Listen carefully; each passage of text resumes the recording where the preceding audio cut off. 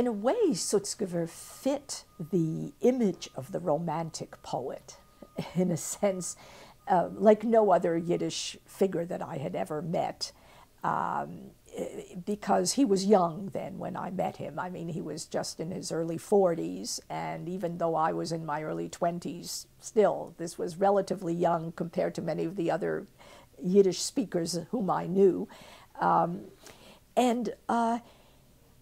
He believed in poetry in a way that no other poet I know did. I knew many poets by that time who wrote in English and so forth. I had teachers at McGill who were poetry teachers and who were poets themselves.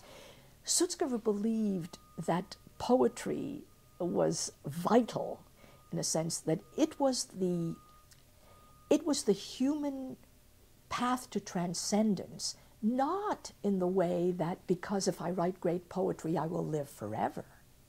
But he felt that poetry was the vehicle through which one could defeat time and through which one could make a contact with the natural, with nature.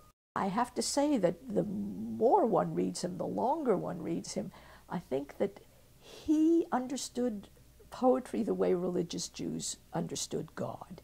There's no question that he translated the religious impulse that he had inherited from his father, from grandfather who was a rabbi and so forth.